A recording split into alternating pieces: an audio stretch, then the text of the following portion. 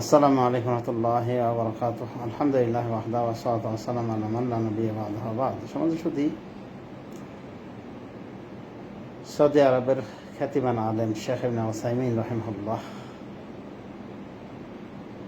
তিনি যেমন একদিকে খ্যাতিমান আলেম, তেমনই মুহাদ্দিস, তেমনই ফাকিহ। শেখ বিন বাজ রাহিমাহুল্লাহর পরে পরে যিনি উল্লেখিত হন শ্রেষ্ঠ আলেম হিসেবে, তাই শেখ ইবনে উসাইমিন তার ভিতরে সালাফে সালেহিনের ছাপ ছিল। সর্বোপরি রাসূলুল্লাহ সাল্লাল্লাহু আলাইহি ওয়াসাল্লামের অনুসরণে তিনি ছিলেন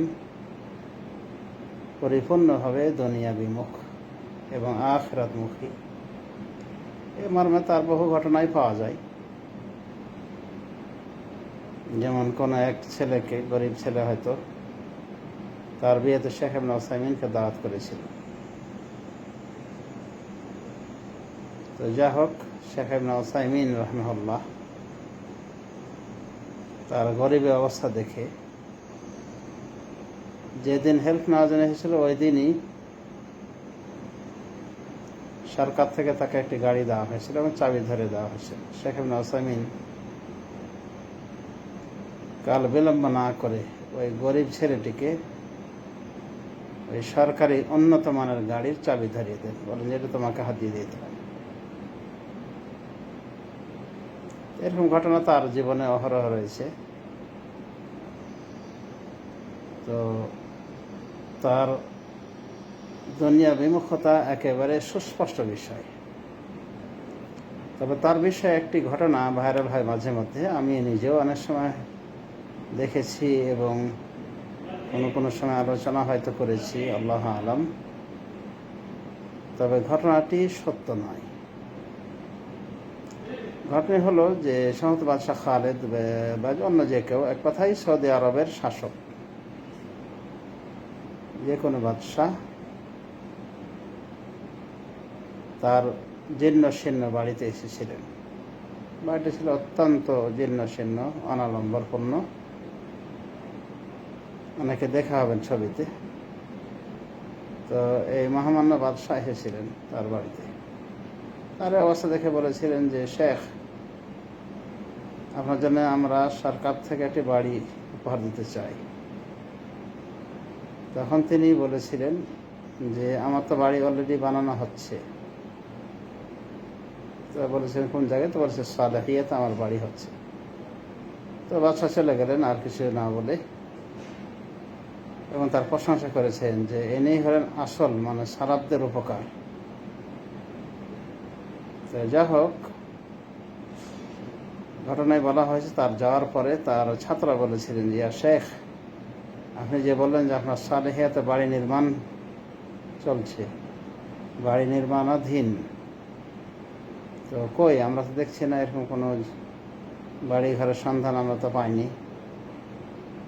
তখন শেখ ইবনে উসাইমিন বলেছেন, আল মাকবারাহ, কবরস্থানের কথা বলেছি, তার মানে সেখানে আমার কবর হবে। তো ঘটনাটি অনেকটা হৃদয় স্পর্শী এবং হার্ট টাচিং এবং মর্মস্পর্শী। তবে এই বিষয়টিতে, এই ঘটনাটিতে তার নিজের পরিবারের সদস্যদের আপত্তি রয়েছে। তারা শুধুমাত্র সত্য বর্ণনার ক্ষেত্রে এবং সত্যবাদী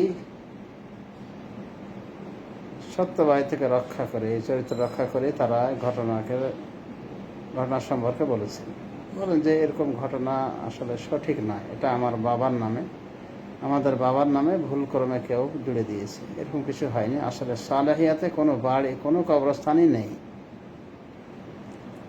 তবে ঘটনাটি ঘটেছিল এরকম যে ওই বাদশাহ এসেছিলেন, তার জন্য বাড়ির অবস্থা দেখে তার জন্য বাড়ি দিতে চেয়েছিলেন সরকারিভাবে। তখন উনি বলেছিলেন যে না, আমার লাগবে না, তবে এখানে যে ওই মসজিদটি রয়েছে, মসজিদটি পাকা করে দেওয়া হবে, ছাত্রদের যে থাকার ঘর ইত্যাদি এগুলি পাকা করে দেওয়া হোক। এটা করতে পারেন। তো এতটুকু স্বীকার গিয়েছে তার ছেলেরা, তার নিজ পরিবারের সদস্যরা। তো এখানে শুধু উদ্দেশ্য এতটুকুই যে ঘটনাটি এইভাবে সত্য নয়। উনি সালেহিয়ার কবরের প্রতি ইঙ্গিত করেছেন, কবরস্থানের প্রতি ইঙ্গিত করেছেন। এখন তারা নিজেরা বলছে যে সালেহিয়াতে আসলে আদৌ কোনো কবর নেই। তো বিষয়টি তাহলে ভেবে দেখার বিষয়। তো আমরা সত্যনিষ্ঠ হব সর্ব বিষয়ে। আর কোনো ভুল তথ্য যদি পরিবেশিত হয়েও যায় আমাদের নিজের জবানিতে, লেখনীতে, আমরা ফিরে আসবো। এই ঘটনাটি তো অনেক সুন্দর ঘটনা, চমৎকার ঘটনা, হৃদয় স্পর্শী ঘটনা। কিন্তু এইভাবে যদি সঠিক না হয়ে থাকে, তার ছেলেরাই যদি বলেন যে এটা সত্য নয়, তাহলে আমরা আর এই ঘটনা এত হাইলাইট করে বলবো না, বা যেভাবে সেভাবে আমরা বলার চেষ্টা করব। এতটুকুই আমার বোঝানোর উদ্দেশ্য। শেখ ইবনে উসাইমিন আলহামদুলিল্লাহ যথেষ্ট জাহেদ ছিলেন, দুনিয়া বিমুখ ছিলেন, অর্থকড়ির প্রতি তার লোভ লালসা ছিল না। সেটা তার বাড়িটাই প্রমাণ, যে বাড়িটা একেবারে জীর্ণশীর্ণ হয়ে রয়েছে। অথচ এরকম আলেম